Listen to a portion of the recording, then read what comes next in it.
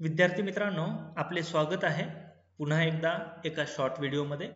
हा short video यापूर्वी आपण जो एक शॉर्ट व्हिडिओ बनवलेला आहे उत्पादन शक्यता वक्रावरती, त्याचाच पुढचा सुधारित भाग आहे।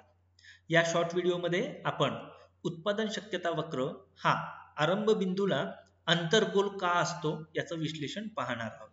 चला तर मग आपण सुरुवात करूया। मागच्या आपल्या शॉर्ट व्हिडिओमध्ये आपण ऑलरेडी उत्पादन शक्यता वक्राचा अर्थ पाहिलेला आहे, आपण त्याची गृहीत पाहिलेली आहेत, याशिवाय आपण त्याचा जो काही तक्ता आहे तोही आपण पाहिलेला आहे आणि सरते शेवटी आपण उत्पादन शक्यता वक्राचा जो काही आलेख आहे, जो ग्राफ आहे तो आपण पाहिलेला आहे।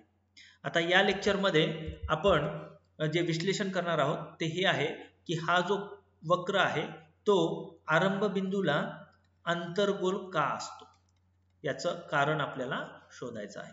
आणि ते कारण शोधण्यासाठी आपण सगळ्यात आधी आपल्या टेबलकडे जाऊया। So here is our table, हा आपला तक्ता आहे आणि या तक्त्यामध्ये आपण काही गोष्टी अभ्यासणार आहोत आणि नंतर पुन्हा एकदा आपण आपल्या आकृतीकडे पण जाणार आहोत। सो आपण याचं विश्लेषण यापूर्वीच्याही व्हिडिओमध्ये दिलेलं आहे, त्याची काही प्रमाणामध्ये इथं पुनरावृत्ती पण होईल। आपण हे पाहिलंय की ही उत्पादनाची शक्यता असताना आपल्या सर्व संसाधनांचा वापर करून आपण केवळ गव्हाचं उत्पादन इथं घेत आहोत, कापडाचं आपण 0 उत्पादन घेतोय। तर गव्हाचं आपण किती उत्पादन घेत आहोत? 15W।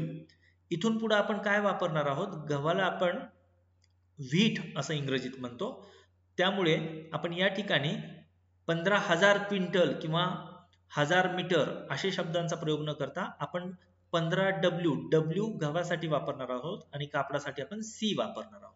मग ही एक अशी शक्यता आहे की जिथं आपण सर्व संसाधनांचा वापर करून 15W इतकं गव्हाचं उत्पादन घेतो। ह्याच्या एक्झॅक्टली उलट इकडे खाली E या शक्यतेमध्ये होतं। E या शक्यतेमध्ये आपण सर्व संसाधनांचा वापर करून कापडाचं किती उत्पादन घेतो? 5C, बरोबर आहे। मग मी या ठिकाणी पुन्हा ही पण शक्यता लिहितो, इथं E आहे आणि E या शक्यतेमध्ये आपण 5C इतकं उत्पादन घेतो, तर गव्हाचं आपण 0 उत्पादन घेतो। याचा अर्थ काय आहे?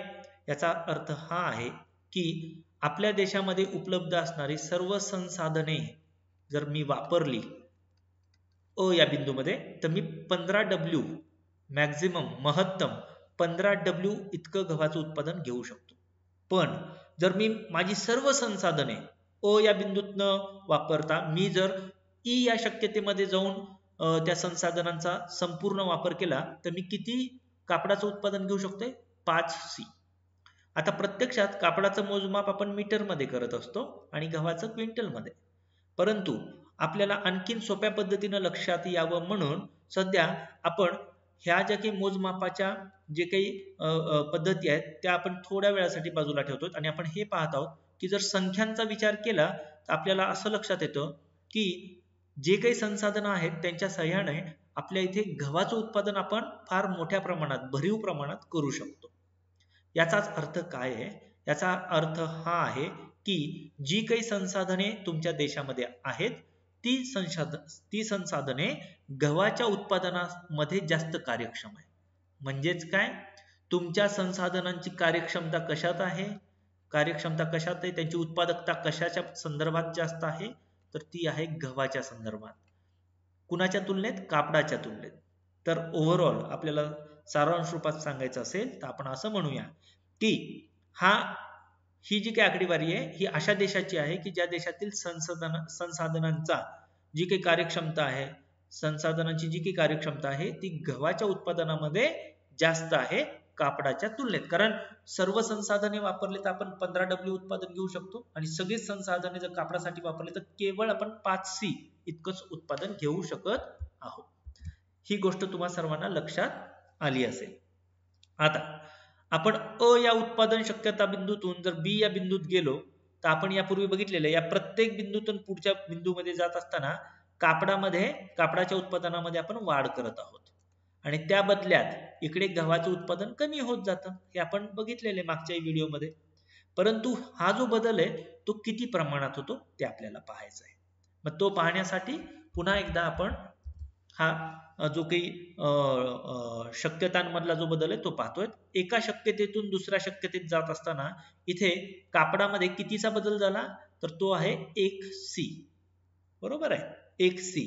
तर इथं गव्हामध्ये कितीचा बदल झाला, इथे सुद्धा बघा 15 वजा 14 1W. बरोबर. बी या बिंदूतून क या बिंदूत, बी या शक्यतेतून क या शक्यतेकडे जात असताना कापडामध्ये पुन्हा कितीचा बदल झाला, 2 वजा 1 1C. तर इकडे गव्हाच्या बाबतीत ब या बिंदूतून क बिंदूमध्ये जात असताना कितीचा बदल झाला, 14 वजा 12 2W. हा बदल वाढत चाललाय मित्रांनो, लक्ष द्या. या ठिकाणी मात्र ही जे काही हा बदल जो आहे तो वाढत चाललाय. बरं, बदल वाढत चाललाय, उत्पादन नाही वाढत चाललंय, उत्पादन कमी होत आहे. 15 14 12. ठीक आहे. नाव पुन्हा आपण पुढे जाऊया. क तून ड मध्ये जात असताना किंवा ड मधून ई मध्ये जात असताना किंवा ई मधून पुढच्या ई मध्ये जात असताना प्रत्येक वेळी तुमच्या कापडामध्ये कितीने वाढ होत चालली आहे, 1C. एका युनिटने वाढ होत चाललेली आहे. व्हेरॅज गव्हामध्ये त्याच्या बदल्यात कितीने घट होत चाललेली आहे, तर ती घट इथे बघा 3W 4W 5W. बरोबर. म्हणजेच काय, तर एका कापडाचा अतिरिक्त नग उत्पादित करण्यासाठी गव्हाच्या ज्या नगांचा आपण त्याग करत आहोत, त्या ज्या नगांचा त्याग करत आहोत, जो काही खर्ची आपले गव्हाचं उत्पादन पडत आहे, तो त्याला आपण अपॉर्च्युनिटी कॉस्ट म्हणतो, त्याला आपण मराठीमध्ये वैकल्पिक खर्च म्हणतो. बरोबर आहे, वैकल्पिक खर्च. मी पुन्हा एकदा सांगतो. प्रत्येक वेळेला कापडाच्या एका नगामध्ये वाढ करण्याकरिता गव्हाचे जे नग आपण खर्ची पाडत आहोत, ज्या गव्हाच्या उत्पादनांचा आपण त्याग करत आहोत, तो वैकल्पिक खर्च वाढत जाणारा आहे, वाढत जाणारा आहे. तो का वाढत जाणार आहे, त्याचं कारण आहे अ बिंदूमध्ये आपण सर्व संसाधनांचा वापर गव्हाच्या उत्पादनासाठी करत आहोत, की जी संसाधने गव्हाच्या उत्पादनासाठी कार्यक्षम आहेत, जास्तीचे कार्यक्षम आहेत. जसं जसं आपण खालच्या बिंदूंकडे जाऊ तसं तसं आपण कापडाचं उत्पादन वाढवत आहोत, की ज्याच्या बदल्यात गव्हाचं उत्पादन कमी होत आहे. परंतु ते गव्हाच्या उत्पादन कमी होण्याचा जो प्रमाण आहे ते वाढत जातं. कारण या जसं जसं आपण खाली जाऊ तसं तसं कार्यक्षम संसाधने कापडाच्या उत्पादनाकडे शिफ्ट होत आहेत, ट्रान्सफॉर्म होत आहेत. त्याच कारणाने आपण मागच्या पण व्हिडिओमध्ये पाहिलं की उत्पादन शक्यता वक्राला ट्रान्सफॉर्मेशन कर्व पण म्हणतात.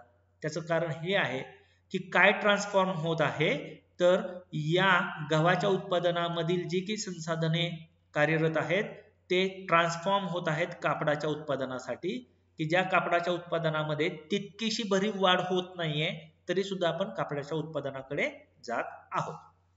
ओव्हरऑल सांगायचा मुद्दा इतकाच आहे की प्रत्येक वेळी एका शक्यतेतून दुसऱ्या शक्यतेकडे जात असताना तुमचा जो वैकल्पिक खर्च आहे तो वाढत जातो. आणि हीच गोष्ट आपण आकृतीच्या साहाय्याने सुद्धा पाहूया. आपण आकृतीकडे जाऊया. आकृतीमध्ये इथे बघा या सर्व शक्यता आहेत, अ ब क ड ई आणि ई. बरोबर आहे. या डाव्या बाजूला गहू आहे उभ्या अक्षावरती आणि खाली जे आहे ते आहे कापड. आता ए या बिंदूमध्ये मित्रांनो, ए या बिंदूतून ब बिंदूमध्ये जात असताना किती गहू आपण इथं कमी केले पहा. इथे हा जो प्रकार आहे हा आहे 1. आणि किती कापड आपण इथं वाढवले, कापड सुद्धा 1 न वाढलेले आहे. ब बिंदूतून क बिंदूमध्ये जात असताना मित्रांनो मी पुन्हा ही लाईन इथे काढतो आणि इथून ही लाईन रेषा काढतो, कारण ब बिंदूमध्ये या ठिकाणी गहू आहेत. ब तून क मध्ये गेलात तेव्हा तुम्ही इथं 12, हा जो गॅप आहे 14 आणि 12 मधला हा 2चा आहे. 2 मी इथं W लिहितो आपल्याला लक्षात यावं म्हणून, आणि या ठिकाणी 1C लिहितो. पुन्हा क मधून ड मध्ये जात असताना मित्रांनो क मध्ये तुमचे 12W आहेत, ड मध्ये तुमचे 9 आहेत.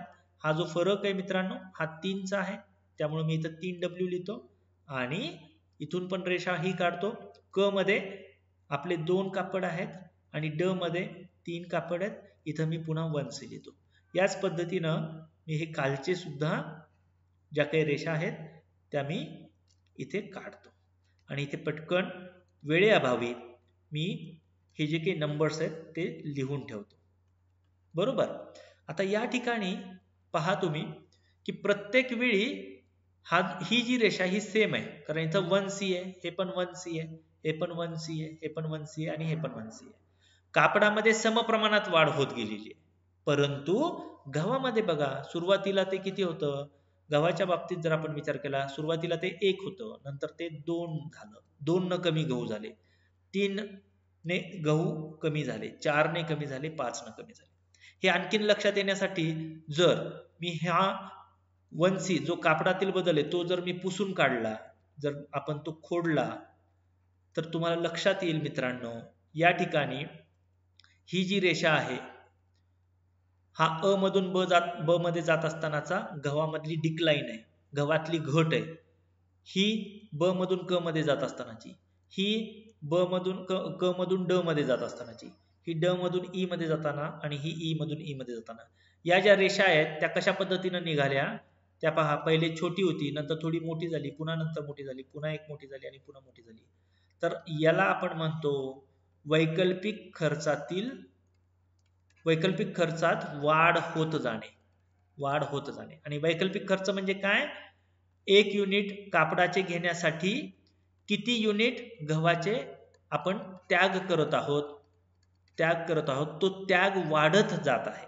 आणि तो वाढत जात असल्या कारणाने तुमचा हा उत्पादन शक्यता वक्र हा आरंभ बिंदूला अंतर्गोल असतो. हे त्याचं एक प्रमुख कारण आहे. मग आपण या व्हिडिओमध्ये काय पाहिलं? आपण या व्हिडिओत याचा अभ्यास केला की तुमचा उत्पादन शक्यता वक्र हा अंतर्गोल का असतो. त्याचं साधं उत्तर आहे की वैकल्पिक खर्च हा वाढत जाणारा असतो. मला आशा आहे आपल्या सर्वांना प्रोडक्शन पॉसिबिलिटी कर्व किंवा उत्पादन शक्यता वक्र हा अंतर्गोल का असतो हे आपणा सर्वांना लक्षात आलं असेल. आपण या व्हिडिओ पुरता आता इथे थांबूया आणि लवकरच पुढच्या एका छोट्या शॉर्ट व्हिडिओमध्ये आपण भेटूया. धन्यवाद.